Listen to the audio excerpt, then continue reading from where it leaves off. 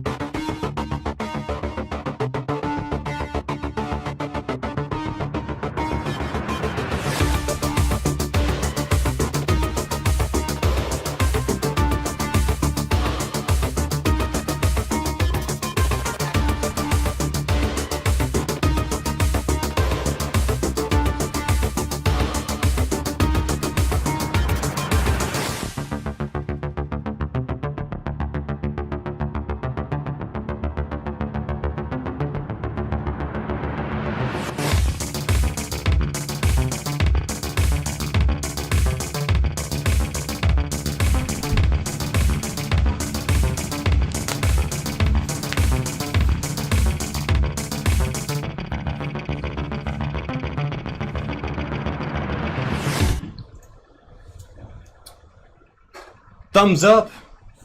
It's Friday Night Live time, and we are here with the one, the only Shawn Singleton. Shawn, how are you doing? Doing well, John. How are you? Awesome. We literally just went over it, didn't we? Off to a good start. That's awesome. Shawn, let's start with this. Comedy. Yes, sir. You've been doing it for... I started kind of in the end of May. I tried it once when I was going to school in Norman. I did it once at Othello's, and I kind of never got to pursue it again.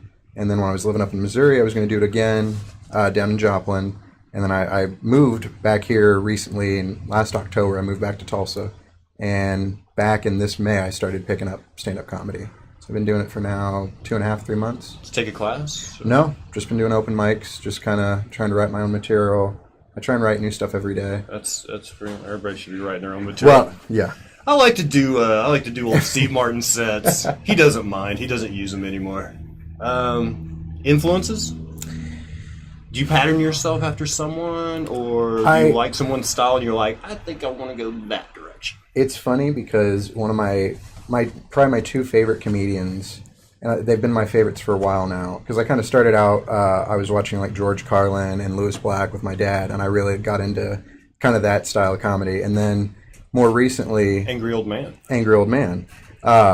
As I kind of went through, middle school and high school and became the pissy little gentleman I am today, I got more into kind of angsty stuff, so I really liked Patton Oswalt because it had like that nerdy component to it. Right. And it was long form, and he had skits almost built up, and probably my favorite right now, I love Bo Burnham's stuff. Really? I'm not a musical stand-up guy at all.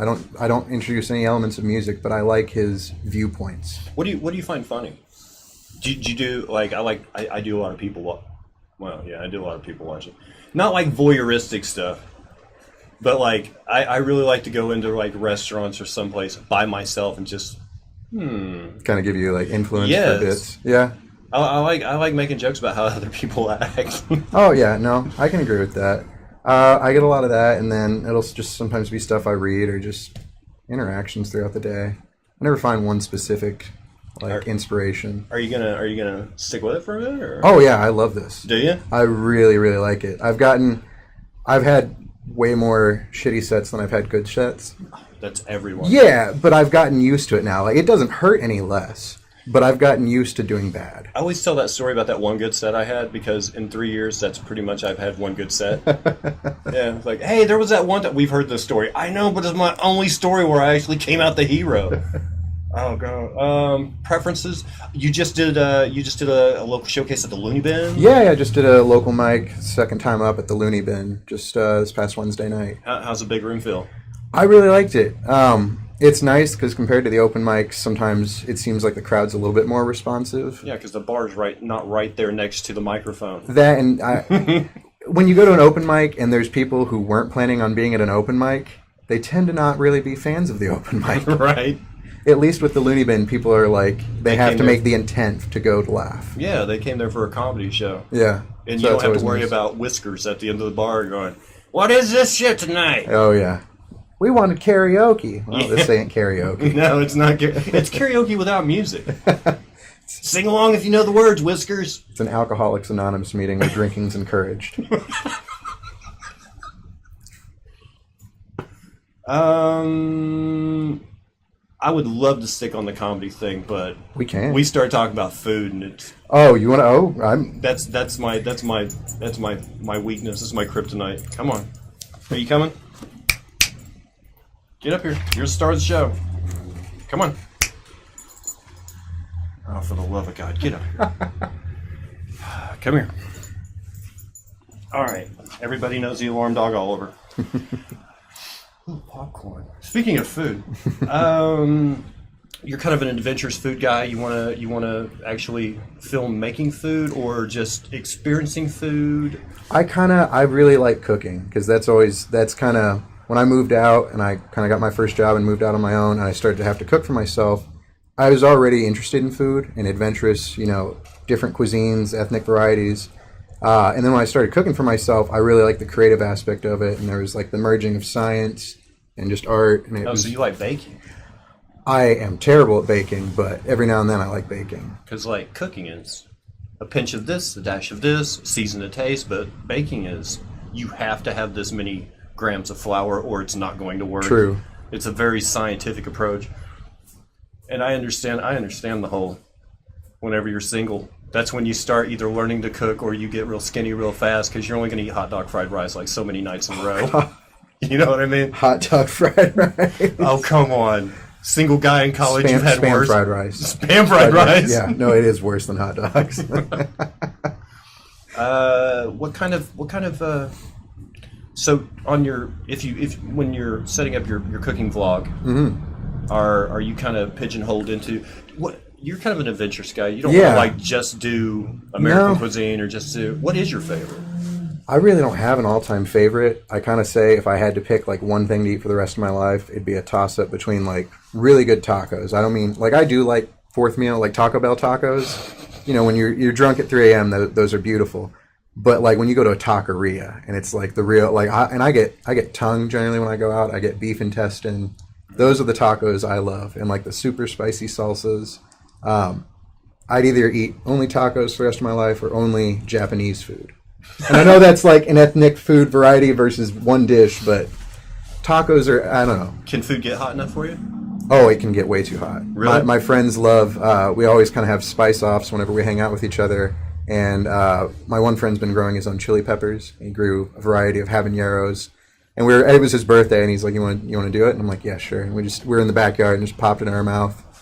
And it's not the heat. It's I will hiccup, like just for some might say for like 15 minutes. Yeah, your body rejecting what you've just put into it. And it's I can't talk. It's just like every like 5 seconds. It's just like hiccup, hiccup, hiccup. That should be a trick on Hollywood sets. Like, we need you to look like you're really tired and sweaty and hard work. Pop that guy a habanero because I can't eat one without breaking a sweat. No, exactly.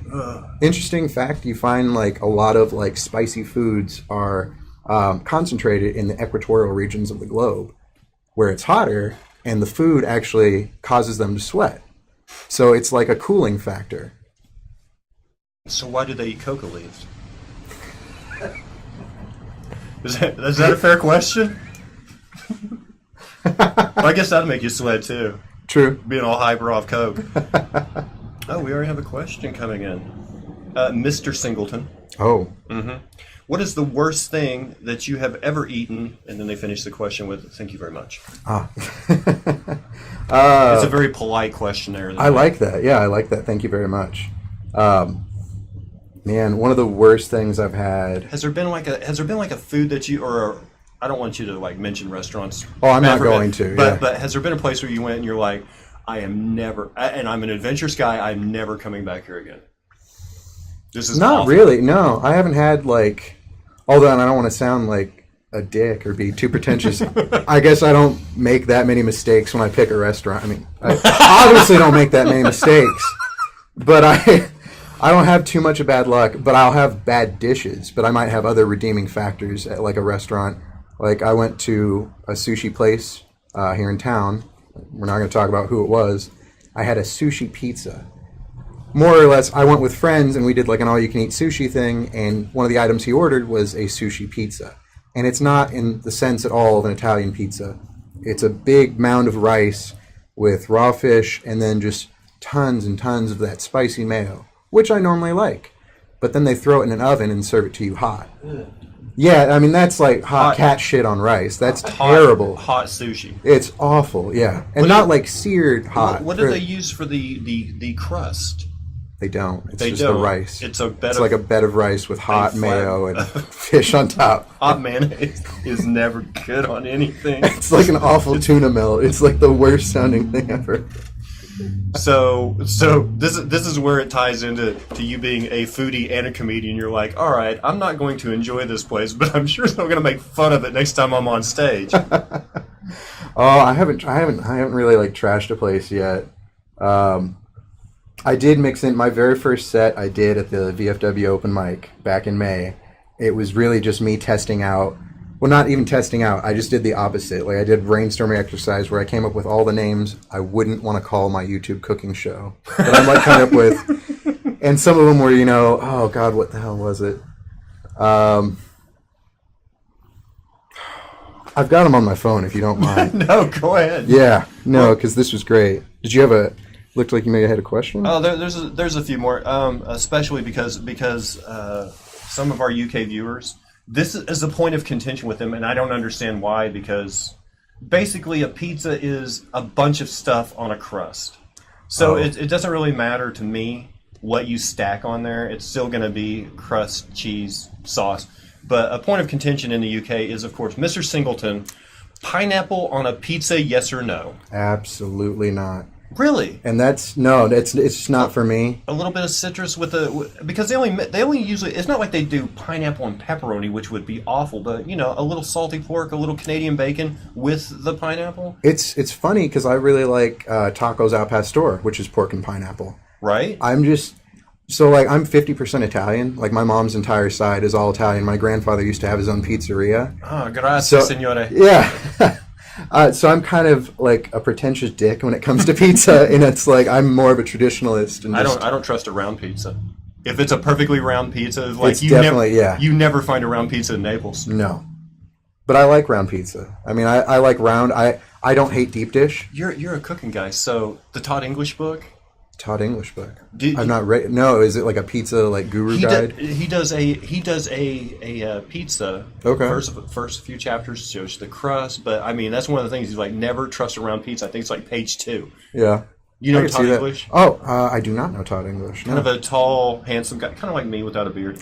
But he was on Food Network for a while before everybody found out Paula Deen was a racist, and Was she taking Ambien too? You can blame it on whatever. Oh, good. This is definitely a British question. Born assassin, bacon or sausage? Ooh, sausage if I make it myself. Otherwise, bacon. You know what a full English is? Yes, okay. Love it. So I mean, sausage in the morning. It's usually not like our little links of sausage. It's right. It's like a banger. Yes. Right. Now. Where do you... Because I honestly don't know the defining characteristics other than tea. What's a full English versus a full Irish? Full English is beans, toast, tomato, eggs, sausage. Okay. And tea. And then the Irish, I think, has some black pudding added in. Really? Yeah, black pudding and potato farls. Can we get any confirmation from the Irish viewers? Is that full Irish? Mushroom too. Oh yeah, those are... Yeah, I love the little sautéed mushrooms. See, we don't do beans with our toast. Like, that's awesome. It's the like beans with toast. Right. I love it. Have you had Welsh rabbit? I have not had Welsh rabbit. No. It's just cheese on toast. Oh yeah, it looks great with like the Mornay sauce with the Worcestershire and the ale. Yeah. But we don't like our Denny's All American. Are you getting down? Please do. Go. You've had your camera time. Like our Denny, our typical Grand Slam breakfast is pancakes, which is basically cake that we fried on a griddle. Cake batter. We do the eggs. We do the side meat. We'll throw some toast in there, a cup of coffee, but we've like completely cut out the vegetables. Yeah. Oh, absolutely. Other than potatoes, and I mean that's barely a vegetable. I know a few people. Oh, I know a few potatoes that would hate that remark. Hell no to pineapple. Okay, sushi pizza sounds rank. it's awful. There is. Don't ever try it. Are you going to when you do your food vlog? Mm-hmm. Are you going to mix in some comedy? Is it going to be lighthearted, or is it going to be you? Is it going to be Mary Berry? No, I'm definitely not a Mary Berry style person. As much as I love Mary Berry, that's like the grandmother like that I wish I had. Like she's amazing. She was doing cooking shows like late 60s. She is just the nicest little, and she's really like with it and like very like just together for her age. Like she's up there. I was watching the newest series. Yeah, that they've replaced her. I saw that. Okay, Netflix came out. It's no longer BBC. It's now Netflix production, and it's basically Paul Hollywood, but they have Ruth Leith on it, and of course, do you know who Noel Fielding is? Yes, I love Mighty the Boosh. IT Crowd. Okay, so that's where I knew him from was IT Crowd, and then even never mind the Buzzcocks, that sort of thing. Yeah, he does a fine job. I mean, he's no Mel Gedright and Sue Perkins, but right. I mean, it's still kind of good. But that lady on there. She's almost Simon Cowell-ish. Oh. Like, Simon Cowell will dig. Mm-hmm. Like, if he doesn't like you, he'll be like, you're horrible, and find a new career. And this woman's kind of like, she doesn't point it at the person, but she'll talk mean about their food. Like, this isn't right. This is awful. It's unedible. And she'll just walk on. It's like, Mary Berry had a charm. Right. There was a certain charm to her. Like, she was afraid to be like, oh, you did fine, but this isn't good. But this lady's like, no. Yeah. It was kind of like she was like trying to help you. It was like a guiding hand. Yeah, it was grandma. Exactly. Let me teach you how to do it the proper way. Whereas Paul Hollywood's just kind of. Have you ever thought about maybe doing something like that? Oh man, like the Great British Baking or Chopped? No. Just like as soon as you have your camera set up in your kitchen, be like, well, we could use this for other things. I'm gonna have 3 of my best friends who have been single and living off ramen for the past year and a half. This one knows how to make a craft dinner or two. We're gonna bring them on, and basically make them make a 3-course meal. That's not a bad idea. I like that. And then the whole time you laugh and make jokes at them. The part where I was originally going to mix comedy into it, and I've thrown it out for now, just because the production value I'd want in it isn't something I would even be able to be close to replicating. It's all in the editing. I would kind of like to do, so I feel like my gimmick would be, I would just create characters to give recipes, and do like, not necessarily sketch acting, but just have like an actual character portrayal for the chef. So it's like a rotating chef. It's the same show, but just like different versions. Like if it was a French recipe, just like, I guess I'm going to play on stereotypes and I might piss some people off here, but I think it'd be fun. If you make fun of a Frenchman right now, you'll be God. Just wear like a douchey beret and a cigarette and yes, this recipe, it is my most favorite. Today on Coco Van with Chef Pierre, and then next week it's today on Country Fried Cooking with Mindy. Yeah. Oh yeah, that was honestly like my friend. And I'm like, yeah, but that's gonna get like I'm gonna have to start recycling these characters through. Wait a minute. Not English has black pudding. Irish has white pudding. Oh, okay.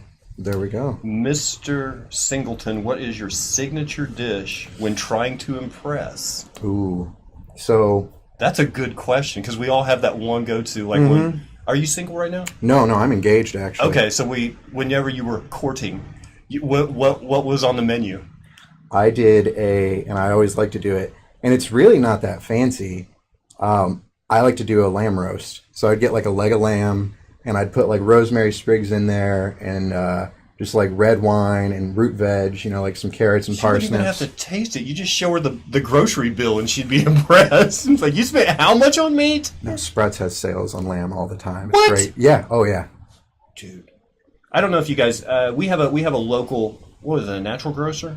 Yes. Yeah. Okay, we have a local natural grocery chain called Sprouts, and basically you can go to a store and spend about $100 and come out of there with whatever, very limited amount, or you can go to Sprouts and literally. Me and the wife came out there with like 4 grocery bags full of fresh produce, and I think we only spent like $14. Oh yeah, no, Walmart's not got anything on that shit. And all of it was like it was that time of year when all of the celery in every other supermarket was limp and tiny, and they have like this beautiful stocks of celery, and you're like, where are you guys getting your stuff from? Oh yeah, I love Sprouts. I really like Reese's a lot. I can't stand going to Whole Foods. Have you ever done? This is a food question. Have you only through the eyes of a comedian? Have you ever ventured to gas station or supermarket sushi? Supermarket sushi, yes. Gas station, no. You never pulled it? No, never the gas station. I've had sushi. the research sushi. Yeah, it's good. I thought it was bad. pretty good. Yeah. I mean, for what you get, I mean, it's not. But there was a gas station when I was coming back from it was actually a comedy gig I was coming back from, and it was late at night. Yeah. And they had it under the same heat lamps that they put the hot dogs on. Oh, dude. And there's no date on it, so you're like, is there a trucker actually going to come in and go, I'm in the mood for sushi. I've been on the road for 800 miles, and what I need is some raw fish that's been under a heat lamp for 6 hours. You know? Oh, my God. You know what I mean? Like, yeah. Who's buying this stuff? It's just food poisoning on a tray. God, that sounds awful. Good night, Boren. Thank you for popping in, man. I appreciate it. And the questions. Oh, God. Having an old man moment. You laugh at my glasses, I'll ask you who your mom was. Let's see, the guiding grandma. Okay, Mr. Singleton, do you eat appetizers at the comedy club? If so, what's good? I have never actually eaten at the comedy club. The 2 times that I've performed at an actual comedy club, the way they kind of do that local mic is all the comedians kind of coalesce in the corner. Oh, right, back by the sound booth. Yeah, so I've just kind of been sitting back there, even though both times I've had like family and friends come out to like watch. Lucky. And I kind of debated because it's like, am I being a dick? And it's like, no, I want to become friends with like the local comedian groups, and like kind of. Me too. You say you're half Italian. Yes. Does that affect upbringing? Are dinners a lot better in an Italian family? I can only imagine. Oh yeah. Are they? Oh yeah. All the Italian food growing up. Like a Sunday is like a 4-hour meal, kind of antipasta, So, a little wine, a little cheese, No. waiting for the bolognese to thicken. I try and do that, but like when produce is really fresh, like my favorite thing growing up, and it's really, there's not like a name for it. It was always just like baked zucchini, and it was just like fresh, like farmer's market fresh zucchini, yellow squash, homemade tomato sauce, Italian sausage that we'd kind of season ourselves and just make patties, and you just did it like a casserole. Just like everything together and kind of throw it in the oven with cheese on top, a little garlic bread, a little salad. That was always really nice. Mr. Singleton, I tend to like to listen to music when cooking. Ooh. Do you? If so, what music? So, my fiance's family has been... Dean Martin. I love Dean Martin. I really do. I love crooner music.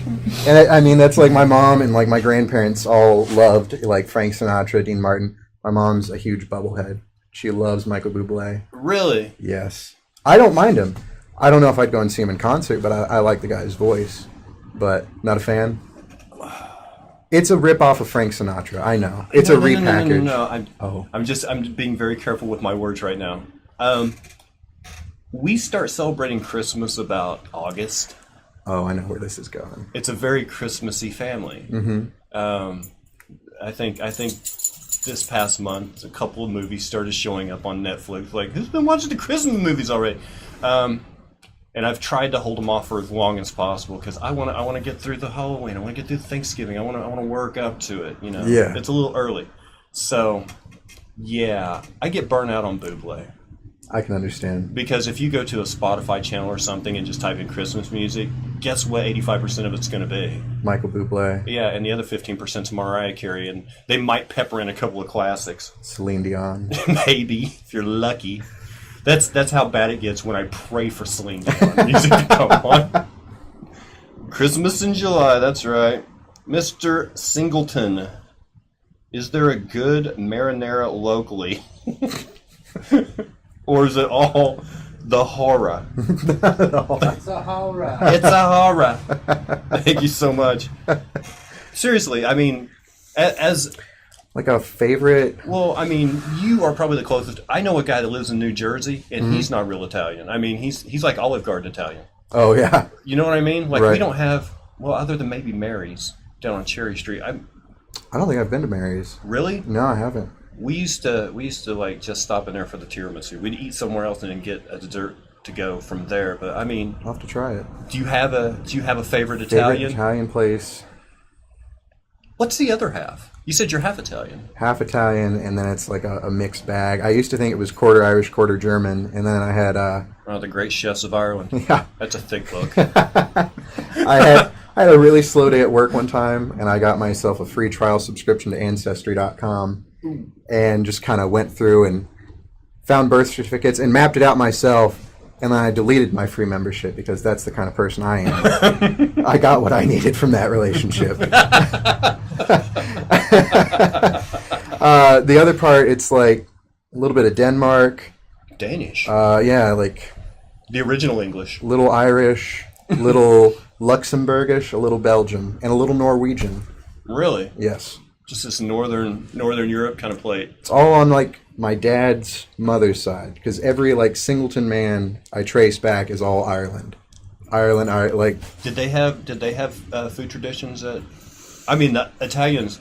I don't know. They've never really boasted about their food tradition, but I thought maybe you've heard like this was a very or a Norwegian dish that or I never. So the Norwegian food didn't ever transfer down because my parents or my grandparents were fairly old, like whenever I was born, so I didn't have a whole lot of interaction time with them. Oh, okay. And my dad hated all the Norwegian crap. He's like, pickled herring is awful. He's like, that left the shit's got to go.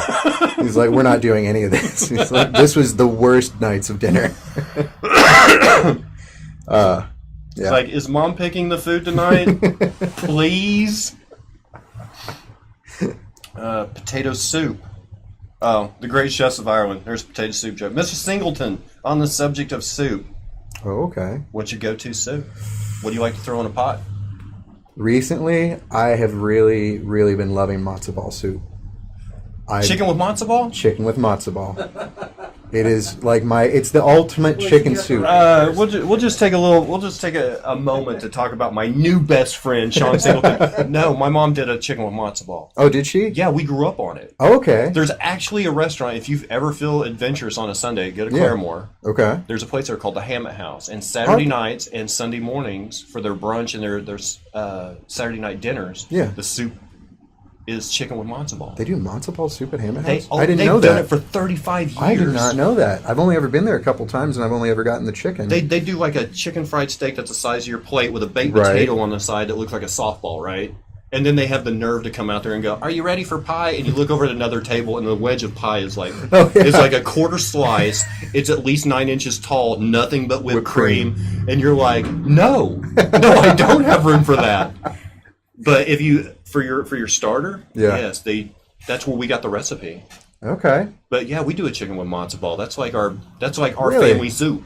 That's like my favorite version of chicken soup. Not chicken and dumpling, chicken and noodle, chicken and matzo ball. Yeah, it's kind of dumpling-esque. It's a little denser. It's very, but it's kind of light still. I tried to explain it, and it sounds really, really gross. Do you veggie it? Do you celery, carrot, onion? In the soup itself? Yes. Yeah, Okay. because I'll start it from a whole chicken. Because they don't do it there. Oh, okay. No, it's basically they cook down chicken. Okay. So you have a very rich, thick broth, and then they do the chicken meat and then just the matzo ball and maybe some parsley in there. But like we do it, like because the way I do soup, I don't slice vegetables. Oh, you just throw them in whole and let them cook down? No. What I do is I like for making it. My soup starter is usually I'll take my celery, carrot, and onion. Yeah. Put it in a food processor, blend it to a paste, and then mix it in with the water and dissolve it in there, and it all goes in that quick. I like that. And you don't have to cook the veggies down. Nice. So you actually have like all your flavor, all your vitamins, everything in there. Kind of juicing it down. I like that. Yeah, just from That's the start. start. That's a good idea, yeah. Because, I mean, who has time to actually... I mean, it's a whole day thing, yeah. Yeah. It's a Saturday. I mean, you're talking like an hour and a half to cook your chicken down and break it and really get a good, where it skins on the top, a little too what? Oh, it's so good. I've got some in my freezer right now, and I've got a box of matzo because I always start with matzo ball mix, and then I'll season it with like fresh dill and seasonings. You use the matzo ball mix? I use the it's matzo ball mix. Yeah, but don't get the matzo ball mix. Get the matzo. You just get the matzo meal and do it yourself. Yes. Yeah, with the baking soda. You find it's better? Oh yeah. Okay. I've not tried it like with the straight matzo. I've done it with the mix just because I like the seasoning in it, and then I add more to it. I'm a Thank bold you for flavor joining person. Friday Night Live and Jewish Cooking Hour. Next week, we'll have on the moil to talk about gefilte fish. Oh, that one I'm not trying. There are some things that are just like, How do you people eat this? Oh, there's traditional food that I've had before. It's like I'll try it and like I have respect for it, but it's awful at the same time. Like every culture has terrible things. Oh yeah. Yeah. American food, it's about everything. Jesus. Mr. Singleton, what do you eat at Thanksgiving? Any traditions? It's always been turkey at our house. Right. I didn't know if the Italian influence jumped Oh in. no. Like even like when we always kind of celebrated it like my mom's side of the family, and it was just basic Thanksgiving. We had one year where we did do Italian potato salad, which I didn't know was a thing. What makes the potato salad Italian? It was basically, and nobody liked it except me, and I was the weird 12-year-old who liked this incredibly strange potato salad. Parboiled potatoes, white vinegar, and just a shitload of garlic. That's it. That was it. It was just vinegar, garlic, and potatoes. It was not nuanced. It was a very like brash flavor. We do the turkey dressing. Right. Sweet potatoes with the marshmallow top. Yeah. Mashed potatoes and gravy, that sort of thing. But my grandma, and then my mom made it after my grandma passed, and then when my mom passed, it was kind of up to me. 24-hour salad. Are you aware of this? No, 24-hour salad. Okay, basically, it's what fruits are in it? It's red seedless cherries that are sliced. Red seedless grapes that are sliced. Queen Anne cherries, white cherries. Oh, wow. And then you slice and you get those chilled. So you actually start 2 days ahead of time because there's the day that you prep all the ingredients. Yeah. And then there's the next day you assemble them, and then it has to set for 24 hours. And it's basically like this whipped cream. If you took whipping cream instead of adding sugar to it to make whipped cream, you put marshmallows in there and let the sugar and the marshmallows break down to make the whip. That sounds awesome. And then it has fresh fruit in it, and then it has a custard that you make on the stove that's like lemon juice, egg yolk, and one other thing I don't remember just offhand that you cook, and you kind of drizzle it over the top, and that's what brings all the flavors together. Otherwise, it's just whipped cream and fruit. But there's like this, That is a lot of work. That is intense. Is it like layered like a trifle, or is it mixed in all? It's just all mixed together. Wow. But sounds that's really kind good. of That's like a tradition for you guys? Oh, yeah. There's certain things that we've, like, my grandma was the cook. Right. But there's, like, recipes. This will be my next question, as a matter of fact, and then we'll get to some of you guys' questions. Like, there was a dish that's probably my go-to dish. Yeah. And my grandma made it one way. My mom made it a little bit different. My sister makes it a little bit different than me. I make it a little bit different than all of them. Yeah. And it's chicken spaghetti. I've heard of chicken spaghetti, where you like shred the chicken and mix it with like tomato sauce. No. It's not tomato based. It's basically a cheesy, kind of a cream cheese, not cream cheese, but kind of a, like, if you took cream mushroom soup and Velveeta and kind of melted them together as the sauce base. Okay. And then it's, I used shell macaroni. My grandma added onion to it. I never did. It's celery, mushrooms, chicken in this kind of cheesy cream sauce. I gotcha. But we all make it different. Is there a variation family recipe that generations do different in you guys' family? The only one, and I mean, there's not a whole lot of variation to it because it's just really simple. But the one that I know, like my dad used to have it for his birthday dinners growing up, and we still have it, and I love it, is just comfort food, and it's egg noodles and spare ribs with onions. So you do just spare ribs in a pan, and you kind of poach them in like red wine and barbecue sauce and sliced onions, and put it over buttered egg noodles. Oh, that sounds really good. Yeah, you can't really screw that one up. Oh, man. That sounds awesome. Oh, wait.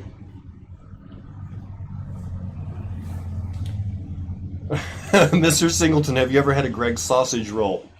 Well, no, he hasn't had a Greg's sausage roll because I haven't made him one yet, Froggy. and he just punched his passport so he could go get a Greg's sausage roll. I will make you some, though. By the way, Froggy, I have Greg's recipe. I don't have to go to Bournemouth. We'll have to do like a food trade. I'll bring in some matzo ball soup or something. How to make a potato salad Italian? Put some pasta in it. Do you do? Do you go from scratch? Do you love cooking from scratch, like bolognese from the neck bone? So like for certain stuff like that, and it's kind of funny. It's stuff that you basically cook down to like meat sludge. I like to, and then certain other things I will take shortcuts. Yeah, I try and pick my battles. Right. A lot of times, if I'm using like something that's got like a spice mix, I'll try and start with like a base. Someone said talk slow. This is my version of porn. Oh, yeah. Mine, too. Why do you think I'm sitting like this? Shouldn't even have this in my hand right now. It's that bad. Their palms are sweaty. Man, I'm starving now. This is probably the best stream we've ever had for making everyone go out and eat a good meal. You're looking thin. Have you ever had that? I'm looking... No. No. Oh, like the grandparent thing? Or, no. Just like when you went off to college and then you came back. Even if you're the exact same size. You're looking thin. You need to eat something. Oh, absolutely. Yeah. Oh, God. Big time. Hey, Dub. Oh, hey, Dragon. Did the pumpkin pie look like this? Hi. Oh, man. Chicken. Oh, okay. Mojo's explaining chicken spaghetti. It's kind of like chicken carbonara. A little bit, only without the green onion. Oh, okay. I got you. It's kind of like that. I can see that, yeah. These are like my only days off with all of my homework. Oof. Any guilty pleasures in the food department? Yes. Yeah. I am like addicted to Doritos. It's like an What flavor? I gotta know, man. I'm old school. If you show me that orange bag of taco flavor, No. and I know they don't taste like tacos, but I still love it. I really don't have one I hate, but I probably go towards Cool Ranch, or I like that mixed one they have now that's like buffalo and ranch, which is basically nacho cheese ranch mixed together. Really? Yeah, it's like a light blue, sky blue bag. That one or Cool Ranch. I like the ranch Doritos a lot. Well, if it's buffalo, should it be blue cheese instead of ranch? It should, and it makes no sense. But I'm kind of happy that it's not blue cheese. Doritos, not using logic for 40 years. Nacho cheese. Do you, because you are a from scratch kind of guy, when you eat something that's like so processed, Oh. like I have this thing where every once in a while I'm like, yeah, I'll eat a Twinkie, and then I eat it and I'm like, this doesn't taste like cake. This doesn't even taste like icing. What am I putting I'm not going to eat one of these until the next time I want to eat one. Right. Do you have anything that you're like, oh my God, why am I putting this in my... Yeah, but it's like I enjoy it. And then to a certain... So there's two things. Like, right. I love... And my fiance always gives me shit for it because she's like, that's such a trashy thing. I love Philly cheesesteaks, and I like it the traditional way. I hate Cheese Whiz any other time you use it, but I love it on that. You got to go Cheese Whiz. Do you? I really am not a huge Cheese Whiz fan. You do Philly with a liquid cheese. Oh, yeah, you got to do So you're a steak stuffers guy. I love steak. I got to go to Philly just a couple weeks ago, and I tried both of them. Geno's? I tried Geno's and I tried Pat's. Yeah? It's Pat's for me. Pat's was uses better. the liquid? They both use liquid. Do they? That's the traditional way, yeah, is the Cheese Whiz. I thought it was... Provolone? Yeah. You can do provolone, but I've always read that it's like Cheese Whiz. Because you do like Wit Whiz. Because I do Charlie's at the mall. Oh, I like Charlie's too. There's nothing... I will eat the provolone ones, but I like that greasiness. And it helps being tall because they have that low sneeze guard, and whenever they're like butchering up the beef, I'm like hanging over the top going... Just smelling it all. Oh, that's good. Throw the veggies on there quick. Oh... The other one, I love Jolly Ranchers, and I enjoy the fact that they taste chemically. Like, the cherry Jolly Rancher is the most artificial fruit flavor in the world, and I love it. What do you think about people that are like, I've heard this argument before about how chefs should be more socially conscious that the things that they're preparing aren't really good for us. But, I mean, we're paying to be comforted. You know, like the Philly cheesesteak, for example. Right. Unless I can see through the bag that it comes in because the grease has dripped out of there and the bag has become translucent, I don't trust it. Yeah. I'm like, Oh, yeah. do you think that chefs or restaurant owners should be socially conscious, or should they give us what we want? Because we're not going in there because we're on diets. I think in the long run, well, I don't know why I would say in the long run. I think it's a service-based industry, and if the demand is there, someone's going to fill it. See, that's what I think Bourdain was saying a lot.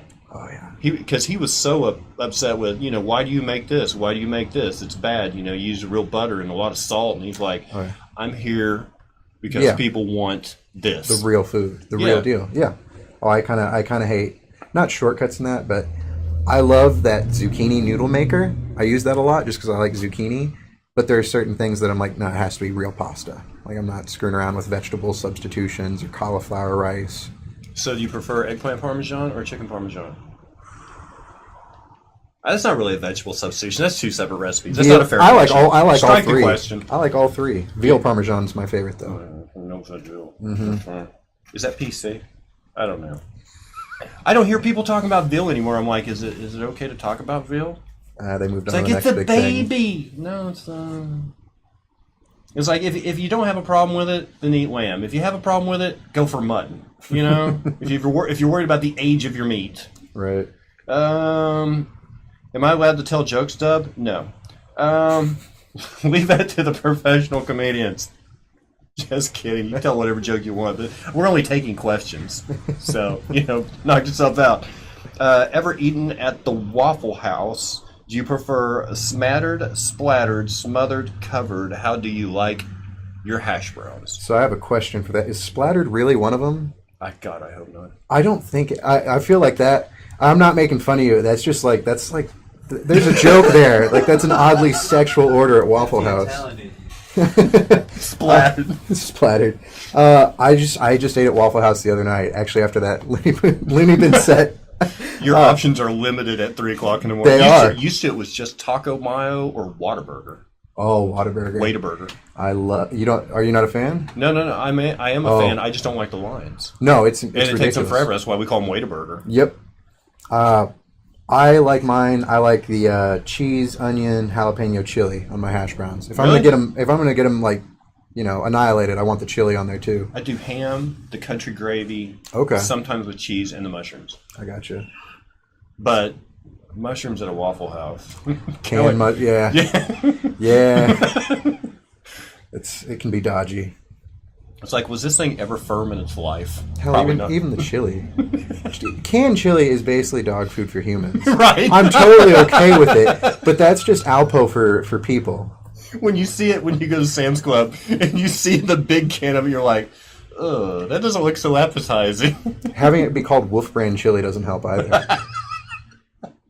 Your dog has a wolf breed in there. That commercial they play, like, bred by 100 years of breeding, bred out of hunter. Let's see, Mr. Singleton, what is your favorite seafood? Ooh, man, that's a tough one. For me, I really, really, really like, it's a toss-up between scallops or squid, I would say. Really? Yeah. Did you get kind of interest in sushi places? Yes. I just got back from visiting a friend out in Vegas, and I tried sea urchin for the first time, uni. And like it was like not sound like a jerk. It was a nice place, so I wasn't worried about the quality, because that can be dodgy. And it was really, really good. I was terrified of it. I thought I was going to spit it up. This is your sushi artist, Bob. What? No. If he doesn't have a Japanese name, They were all legit Japanese. They even had real wasabi. I didn't know I'd ever have that, because whenever I see it on like Parts Unknown. What's real wasabi? So the green paste stuff you get in the most sushi restaurant, it's good, but that's just dyed horseradish. Real wasabi real wasabi's kind of liquidy, and it's got like a thicker, coarse texture to it. It tastes completely different. It tastes like it's got soy sauce mixed in already. It's not as intense. It's a lot milder, and there's a lot more depth of flavor. Isn't that kind of... It's false advertising? Yes! Oh, yeah. I mean, there hasn't been one sushi restaurant I've went to that they put that on the plate that they don't claim that's wasabi. We had to ask for it, and I asked for a second plate, because I'm just like, if he's getting one, can I get one? They're like, just share. If you need more, we'll give it to you, because it's that expensive. Because like the roots are crazy expensive. I want some. I have to go to Vegas. Probably. I don't know about. You could probably try and find it somewhere here. Oh man, that is.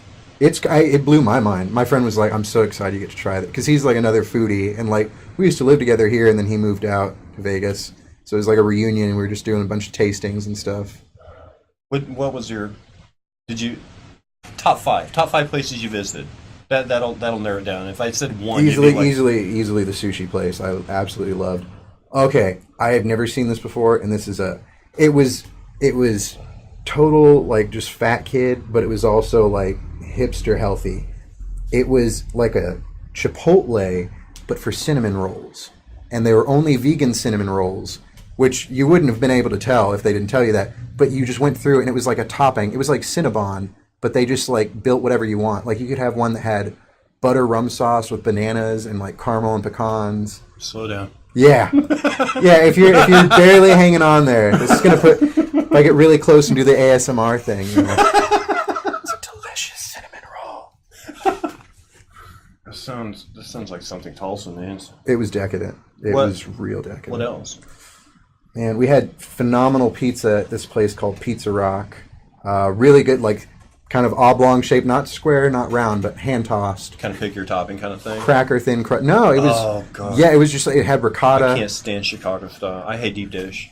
If you can put toppings on a saltine, I will eat it because I love it crisp and very thin. Yes. I like both. I'm not in either camp like 100% because I will go to Savastano's in Bixby and I love that deep dish pizza so much. Do you remember Brothers Pizza Depot here? I've seen no. There used to be. It's probably I'm been thinking of something 8 different, years, maybe. It's been a while. They did a gyro pizza. A gyro pizza? Ooh. Tzatziki on it and the lamb and beef and. It's funny you mentioned that because there's no other place around that does it. If you're ever in Norman or Okay. Oklahoma City, Pizza Shuttle does a gyro pizza. Is that on the south side of the It's on stadium? the south side of OU Stadium. Yeah. Yeah. That's Pizza Shuttle. Okay, I've been. They do. I've been around there. They do a gyro pizza, but my standard go-to order, because in college it's like you're drunk, you know, you're hungry. It was cheap. It was like $5. They do a pizza pocket, and it was like a calzone like this big, and you got 3 toppings. And I would always do feta, olives, and they would have gyro meat, and you could have tzatziki sauce to dip it in. And it was my go-to like midnight snack. Best place for seafood locally. We like White River. That would be what I would say, honestly. Yeah, I mean, That's really who's you can't beat competing that. with them? Red Lobster. I like when you can get like just a whole broiled fish, and there's nothing fancy. It's just like lemon juice and like paprika. Yeah, it is seafood simplified there. It's like essence of seafood. And that's what you got to do when you get really fresh stuff. Is don't like muddle it up. I always worry when I smell fish. Yeah. It's like, oh, it already smells fishy. It's probably not. Right. Question for both of you: what is your favorite type of steak? Like cut? I don't know. I'm simple. I like a 4-ounce filet bacon wrapped. Your charcoal? Cooked medium. Yeah. Charcoal or propane? No. No propane? No. Okay. Charcoal. You like just a regular, your standard size protein for your meal. 4-ounce filet, bacon wrapped over an open flame. A little salt and pepper. I mean, honestly, just let the bacon do the flavoring and the salt and pepper do the seasoning. And if it's cooked like medium or it's juicy, you know, I mean, how can you go wrong? It's not really you. Oh man, I'm not the opposite end of the spectrum, but I love steak. I like ribeyes. I like the marbleization, and it actually, and I shouldn't give this secret out. Favorite cut of meat, and it's not expensive, but it's rare. Chuck eyes. Chuck eye. Chuck eye. It's a cut of steak. Apparently, like a butcher has told us before, you can only get a couple off of each cow. But it's like a ribeye, but they cut it the thickness of a fillet, and it's got all the same marbling. It's just very fall apart tender. And I'm a marinade guy. Okay. I'm a Montreal steakhouse marinade. You go Propane or charcoal. I have charcoal right now, but You go full full marinade. Like no, like vacuum.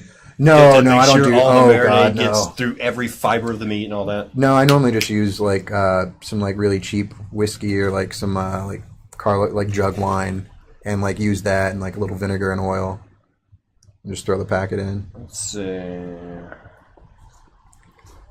Wait, talk about that sea urchin and any thoughts on Iron Chef?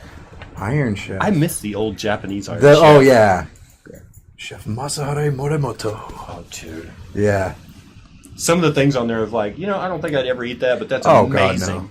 That's amazing. It was always creative. And Iron Chef USA was kind of like, come on. I like Chopped just because they took out some of the edgy ingredients from Iron Chef, but I also miss it at the same time. You said talk about the uni more? I thought I had heard, talk about the sea urchin. Talk about that sea urchin. Man, that's very rich, right? it's very rich. It kind of fills your mouth. It's like foamy. It fills your mouth and it's foamy. God damn it. It's Go to got bed, kids. Yeah, it's got like an earthy taste almost. And it doesn't taste fishy. That was the part I was afraid of because I thought it was just going to be like fish flavored whipped cream, but it's not at all. It's much more earthy and just tastes like ocean water, which normally isn't a good thing. It's an awful description. I'm sorry. Oh, Froggy, to follow up on the steak question, how do you like it cooked? I like it absolutely rare. As Yeah. I normally challenge, and it's kind of a jerky thing to do, but I'm always like, I want you to tell them to make it as rare as humanly possible back there. I'll do Pittsburgh Blue. Bordering on like beef sashimi. I really like a rare steak. Like just cut its throat, bleed it, cinch the hair off of it, throw it on a plate. Yep. I'll do it at home just in like a ripping hot skillet. I almost actually prefer So steaks you just inside. pretty much just brown it, I'll put a crust on it, and that's it. and I might baste it with butter just to get some flavor on there. That's the only reason I like the indoor steak. Is it chewy? No, because of the marinade. Because I always marinate my steaks. And that breaks down the... You use red wine or a vinegar. The acetic acid will break it down. Or you can use enzymes from like fruits. Like papaya is apparently really good for breaking down meat. I hate papaya, but... What would you request for your last meal? Oh, this is a foodie question that would just... Oh. We'll take a break while he thinks about that. Ooh, man. To narrow it down to one meal... I mean, think about... good question. That's a really good question. I feel like, I mean, it would be a then weird... the same person... I'm going to assume this is French, where they were talking about Major Bonaire. And you saying hand tossed at the same time, giggling like a girl. Okay. Last meal. It's going to be kind of oddball. I would honestly say, like... a steak, really, really nice porter. I've never had one of those, but they always look cool when I see pictures in food mags. Those like tomahawk ribeyes. I've never had one because they're like $128 steak for one of them. Tomahawk ribeye. It's got the entire beef rib connected to the ribeye. So it's like a ribeye like this big, and then it's got a bone handle that comes... It's like a Fred Flintstone steak. It's like a 48-ounce ribeye, and it comes on like the rib. And it's like very like high end. I've never had it. I just imagine it tastes amazing. I'd want that, and I'd want Brussels sprouts with blue cheese, bacon and walnuts, salad. Kind of a Waldorf Brussels sprouts, huh? I never liked Brussels sprouts, and I tried them one time. I think I was drunk putting together something in the kitchen. That's where most good ideas come from. Being in an altered state of mind in a kitchen. That's also where a lot of bad ideas come from. It's an empty spam fried rice. Oh God, it's an empty tapestry for spam fried rice. Yeah, no, Brussels sprouts with I'll do like candied walnuts, blue cheese crumbles, and bacon, and I fell in love with it. Candied walnuts with Brussels. Oh, So, I bet that's really good. The walnuts, I call it Brussels sprout millionaire. The walnuts I toast them, and then I put maple syrup and ginger in a pan, and I pour it into wax paper and let it like set up like toffee. And then later on, I'll fry the bacon, reserve some of the grease, fry the Brussels sprout halves, throw in the walnuts, let it melt down, toss it with red wine vinegar, and then throw the blue cheese crumbles on at the end. And that goes with a lot of stuff, and it's so good, man. So when it comes down to last meal, if you are on death row, you're like, I want to cook myself. Yeah. Yeah. Can I just cook it myself? Give me 2 hot plates and like a steak. I'm going to bring you a list of ingredients because you guys, I don't want you guys messing this up. This is my last meal. You had one job. Bring me the groceries. Cake or pie? Pie. Pie? Rhubarb. Ooh. Rhubarb pie. Rhubarb pie and a cold glass of milk. You've been to White River, right? Oh, yeah, yeah. Have you had their buttermilk pie? I have. I love it. I love my fiance makes a buttermilk pie that It's like the closest thing to custard that isn't custard that I've ever... Oh, it's so good. Mm-hmm. I'm a huge custard guy. Let's see. Forget the boss. I mixed with the weight. What? What else do you nerd out on? Do you have... I mean... I nerd... movies? Did you binge watch? I noticed... I saw the post earlier. You're looking forward to BoJack? Oh, next God, season yeah. of BoJack? That's going to be great, but that's always just depressing to watch. I feel like everybody's on the same level, though, now. It's like if you tell someone you watch BoJack Horseman, you're like sharing like an intimate moment of kind of like, oh, you're a little dark on the inside, too. It's like you can't walk away from that show because it's like that traditional, like, you start out, you have your like plot build up, and then you have your resolution. but it's so much of like a build-up that when you come down off of it, It doesn't satisfy. well, it satisfies. It just leaves you wrecked each episode. It's just like this existential. That was great. Netflix released that trailer, and in the subtitles they put "sighs existentially." Like, what does that even mean? Do you like adult animation? I do. Like something that looks very kid friendly until you listen to the audio track and you're like, what did Archer say? Oh yeah, That kind of thing. I binge watch American Dad all the time. I love Seth MacFarlane. I like Family Guy, older Family Guy more. Right. I like a lot of the music he puts into it because it's very crooner style. But I loved South Park. It's not animated at all, but one of my other favorite things that I'll mention it. I am obsessed with Trailer Park Boys. If you've never seen that on Netflix, yeah. No, You have? I got hooked on that because I was talking to a friend in Canada and I was like, I love Kids in the Hall, and he's like, Oh, and this is probably 15 years ago. 10 or 15 years ago, he's like, have you heard Trailer Park Boys? And I'm like, no. And he's like, well, it's more of a West Coast Canadian thing. It's like Vancouver, and that's very popular there. And I started watching, it's like, this is the most messed up shit I've ever seen in my life. It is so good. Oh, my God. But I thought, I mean, for me, Kids in the Hall was like everything that they wanted to do on SNL, but were censored. Right. So it was like, hey, on Canadian television, we can have Hitler fucks a donkey. And we couldn't do that on NBC. So I was like, oh, this is so messed up. And then Trailer Park Boys was like, wow, this is really messed up. Like on a whole nother way. It's not like funny messed up. It's like uncomfortable. It's kind of sad. It makes you feel better about yourself. All the time. Every single time you watch it, and you're just like, I do have my shit together. I'm doing okay. I'm going to call my mom. Any other... Nerd out stuff? well, no, just things that you like to... When you're not cooking... what you like to relax to, or I play video games occasionally. I'm not a hardcore gamer. Like I kind of like a lot of classics. I'm excited. There's like a Spyro Reignition trilogy coming out for PlayStation. So you're a console guy. I'm a console guy, and I get shit for that all the time from my close friends. They're all PC gamers. I'm a console guy. I'm a platformer. I'm a noob. I can't. Don't invite me to play first person shooters. I will fuck your whole team up. It's terrible. I play musical instruments. I used to play guitar, and in high school we used to played in some bands, played in jazz bands. So I picked up electric bass. So I've been playing that a lot more than my guitar lately because I like a lot of jazz. So I listen to a lot of like Jaco Pastoras and like Charles Mingus. So I try and do some like jazz bass, and then the other side of my music is I like a lot of rap and a lot of metal and hard rock and classics. So my grandpa taught me guitar. Did he? Okay. And he was Chet Atkins. Oh. Actually, behind the brick wall here is actually one of Chet Atkins' studio amps. Really? Yeah. Oh, but, wow. I mean, if you play Chet Atkins, you were playing like melodic versions of pop music. I mean, everybody associates him with country music, but it was like he was doing classical, he was doing jazz, he was doing a lot of things. It was swing when swing was still Western. Right. Yeah, and it was very... So I can handle older country, and I really get... I don't like country, but Western I don't. Dig on. I can... Yeah, exactly. I can do some, like, Willie Nelson, maybe. Or, like, Merle Haggard every now and then. What kind of cake at your wedding? Trying to bring it back to food, aren't we? After we get done with the interview, you guys go get something to eat. And then come back. Because I'll be streaming still, and you guys will be on a full belly. Would you do your own wedding cake? No.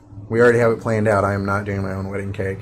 No. So that means that you're going to go through that process of 16 tastings where you're we like, already got do it. you like this one? Do you like this? This has a little bit of this in it. She hit the nail on the head. It's her first wedding cake ever. This is we have that much faith in her. Like it's a newer bakery opened in Jinx. It's called Esperance, and they make like homemade croissants. I liked it so much because it's like going to the Great British Bake Off. Because they'll have like 16 varieties. Oh man, I wish we had a patissier here. It's in town. It's just in Jinx. Really? Yeah, just across the bridge. You go across that like 91st, 94th Street Bridge down by Riverside. Yeah, nice 6. Yeah. Yeah. She's on like Jinx Main Street, right by Walgreens. Really? Wonderful.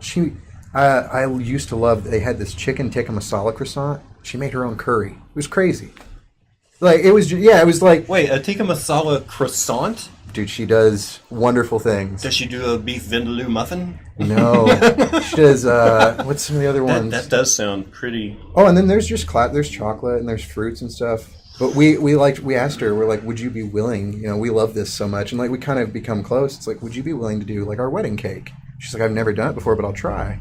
We're doing, it's lemon and raspberry with like buttercream frosting. So we went like fruit. We didn't do chocolate or vanilla. Some of the flavor profiles that you see on British Break Show are just like, oh, that looks so good. Oh, yeah. Like, we don't get a lot of strawberry and rhubarb here. No. Rhubarb seems like it's a more... raspberry. I mean, there's a lot of flavor profiles on there. I'm just like, I want to try that. There's so many things that I always see, and I'm like, I don't know what the hell that is. I wanted to make... It's not a Great British Bake Off recipe, but I've got so I'm on Pinterest. I have a pin on there for like Scotch whiskey tablet. And it called for golden syrup, and I'm like, what the hell is golden syrup? And like, no one in towns carries it. I did not try the UK stores, though. They have like 1 or 2 UK stores here in town. There's one in BA. I did see Reese's carries it now, though. Isn't it just... It's not Caro syrup. No, it's like a special thing. Just like when you go over there, like their baking supplies are more advanced than ours. Well, I mean, it's a translation thing, too. Like, we don't call things treacle here. So right, but it was like specific. Like it's like a brand name like recipe thing. Like there's a certain proportion of vanilla. Like it was like an article on Chow or a forum on Chowhound, and people are like, no, Caro's not quite the same flavor. Like there was no good U.S. substitute for it. Like you had to get like Lions or Lyle's or golden syrup. If you got a lot of UK fans, they may know what I'm talking about. Well, as soon as you started talking about the patisserie and Jinx, are you kidding me? What time does she open tomorrow? 6. I'm going there too. Yeah, we're getting she got banana cake this week. It looks phenomenal. 6 in the morning? She opens at 6, and I think she's open till like noon or 2 or so. Yeah. Are you a morning guy? Yeah. Oh, okay, there you go, man. I'm up 5:30 every morning. I'm the same. Too much time to waste. Let's see, Mr. Singleton, back to BoJack Horseman. Were you shocked when you... I'm sorry. You guys love this part, don't you? Were you shocked when you realized who played Todd in BoJack? Todd. Oh, no. No, the voice kind of came through the first time, and I don't even watch Breaking Bad. So like, I just kind of caught that one instantly. Which is weird, because I've seen clips of it. I never got into Breaking Bad. We have a European market, Mojo says. Hey, Mojo, can you send... information on the European market if you know more about it? Oh yeah, I know what you're talking about. Okay. I was going to try that place. I wanted to try it recently. I wanted to get... The only time I ever had haggis was at Scott's Fest here in town. And I wasn't a fan of it. But I want to try it again. I want to try making like a whole one. Because they've got like import ones, I think, at that European store that he's talking about. It's like sheep stomach... loaded with like ground lamb, pluck, heart, liver, and like oatmeal. You want to make it from scratch? You want to start with the lining and then stuff it yourself? No, they have it. It's like shrink wrapped in the stores. Yeah, it's like a loaf, and you take it home and make it. You just like boil it or bake it. Boiled meat. I don't know. It's like a meat pudding. I like it.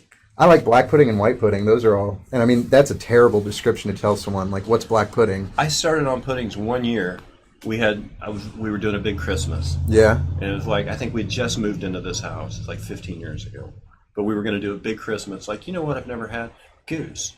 Oh, goose. I mean, it was like the traditional, like the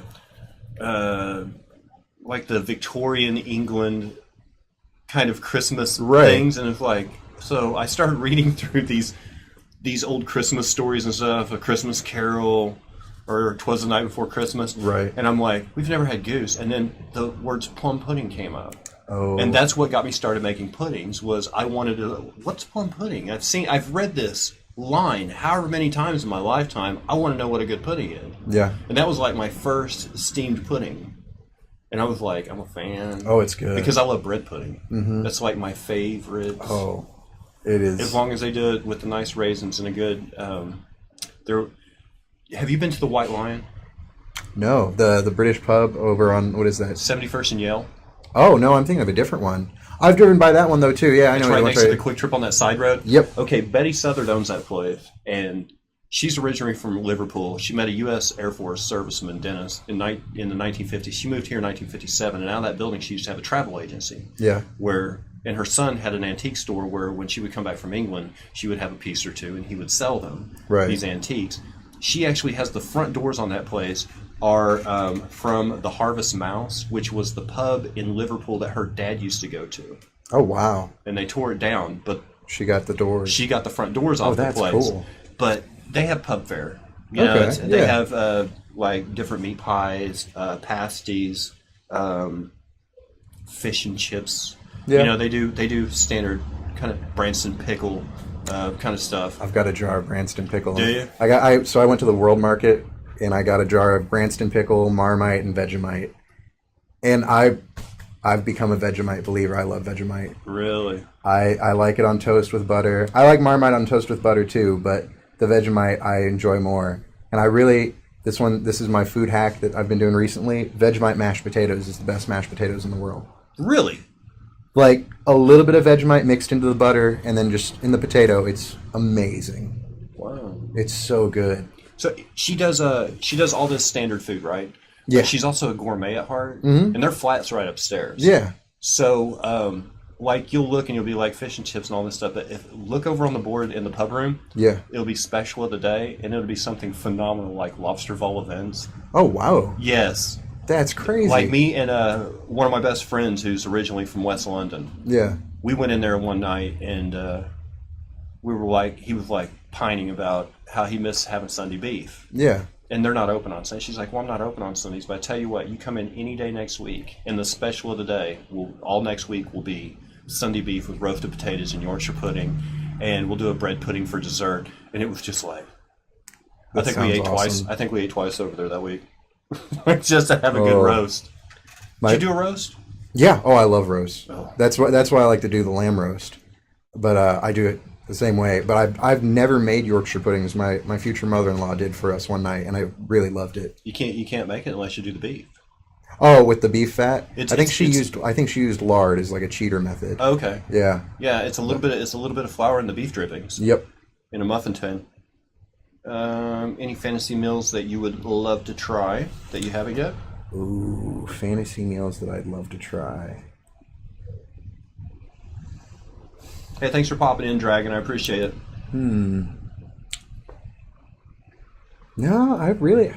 You got to try everything that you've wanted. No, I mean, Lucky. It's more at this point. It's kind of more. It's like there's probably stuff I want to try that I don't know about yet. Oh, like that kind of level, where it's like, because I like to try and travel and I like to experience other cultures. That's part of the reason I like food so much. Is because the like geographical concept, chemical engineering. So I got so much shit for not watching Breaking Bad. I actually grew to hate the show. I've seen one episode because everyone's like, "Oh, chemical engineering." You're like, "You must know how to make meth." Like, you watch Breaking Bad. I'm like, no. No, but I can cook a mean. Yeah. I've used all my chemical engineering skills in the kitchen. The best mac and cheese you've ever fucking had. You got any shows coming up? I'll be at the First Shop on Monday night. I mean, I'm just doing open mics currently. Just still trying to build my repertoire. But I finally got some material I like. It took me a while. For stuff that you liked. Yeah, exactly. Because I had stuff that would kind of work, but I couldn't get behind it, and I wasn't passionate about to try and build a type 5 with it. Right. Now I've got some stuff that I'm wanting to work with more. That happens. I mean, like my first set that I did, I literally performed it one time, came home and tore it up, just ripped up the pages and started over. Right. Like I had spent 6 weeks developing this 10 minutes. Oh, wow. And did it one time, and I'm like, I hate this. I really do. This is not me. And a lot of it was, you know what you should try?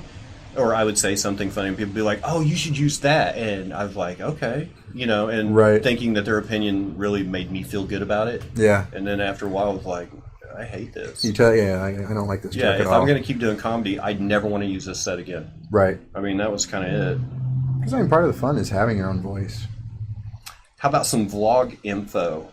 Vlog info. Currently in the works, right? It's still in the works. I was going to do it on YouTube. Procrastination cooking. That should be the name of your show, where everything burns. Everything burns. Like, we're just going to let this on the stove for a minute and go watch an episode of BoJack, and then come back and it's just mangled and be like, I should have probably did something different.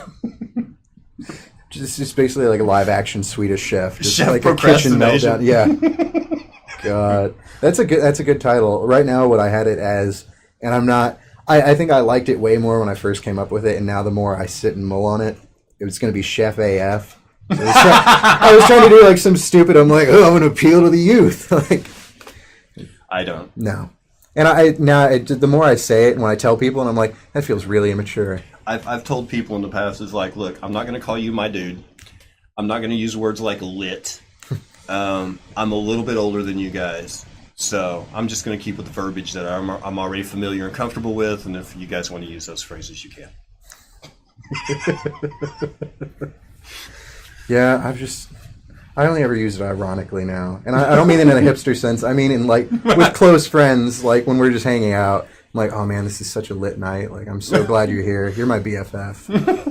The only way I could do is if I had suspenders and a hat from Target. And then I could probably maybe pull that off. Too hacky? Oh god, no. I like the hat from Target part so much. It really does paint a picture, doesn't it? It does. Target's got its own like style. My fiance is obsessed with Target. Is your wife? No, dude. Are you a Target fanatic? Other than the England kit that I'm wearing right now, probably every T-shirt I've had on a Friday Night Live has been from the Bullseye collection at Target. Really? Yes, I love this store. I mean, you can't really even order offline and get a $7 T-shirt. No, it's hard. Not a good one, at least. Yeah. Yeah, that has the Millennium Falcon on it. I mean, come on. So I got a question for you because I didn't know this. No, because I'm curious. So, like the sport I follow more of, I'm not an avid sports fan, but the one that I enjoy watching the most, and I always wish I played growing up, is ice hockey. Yeah. And in hockey, it's not a jersey; it's a sweater. Right. In football, I don't want to step on your toe. It's soccer. Okay. We're in the U.S. In soccer, it's football because American football is actually hand egg because the ball isn't shaped like a ball and you don't use your feet. No. So it's more hand egg here, but yeah, I mean soccer either way. You call it a kit? It's called a kit or a strip or jersey. I mean, there's a lot of different. Okay. But because I've seen like hockey players look at like defensive, like it's not called a jersey, it's called a sweater. oh yeah, pull a sweater over a guy's head and pummel him. Oh yeah, eh? Wail into him. Did you ever see that one bit about Canadian the hockey Clark the Canadian hockey goalie? It was like a short film. It was about a guy who used to play hockey, but he tried to get into baseball instead. No, I haven't seen that. And they're like interviewing him off. It's just this little short, like maybe 4 or 5 minutes. I'll have to watch that. Just there's one line in it that just we repeat over and over again. It's like, yeah, and we would have won the championship too, eh? What was it? Oh man, I just forgot it. We do this. We do that line a lot. Oh, if someone hadn't gotten some garbage goal from a man who was clearly in the crease. It's basically an Uncle Rico moment, where it's like, if only Coach had put me in the game back in 1982. Have you ever seen Letterkenny on Hulu? Okay, it's a Canadian series, and it's really great. It's like a small town Canadian town, but the lingo that I get off that show is like they've got two like dipshit high school hockey players, and they're just really type A like meathead guys, and they're just like, man, I'm gonna wheel snipe Selly like Silky Johnson, top shelf cheddar, like fucking bar down skis, top shelf, special calling it in, bud. Can you mix in some minutes for some Pantene Pro players like us, Chief? It's the best. You just watch it for like the stupid dialogue. Top shelf cheddar, top shelf bar down skis. I wish I'd watched that instead of Pootie Tang now. Because about the only thing I have to come back with is, see, I'm a tone pony, Bob. I keep my dillies on the peppy tang. I got to say the name, my brother. No more questions? Shawn, thank you so much for spending your Friday night with us. Thanks so much for having me. Big hand for Shawn Singleton. When we get some information about his vlog, we will definitely post it. And also post upcoming comedy shows that you got coming up whenever. Absolutely. Sounds good? Sounds great. It was a blast. We will be right back. Let me turn some music on. Keep them occupied. That was a lot of fun. Thank you so much. Dude. That was It was supposed to be. It was supposed to be about comedy, but oh my god, Oh my God. the food talk was so good. Yeah, I was seeing all the questions like pouring in. Yeah, you hit that.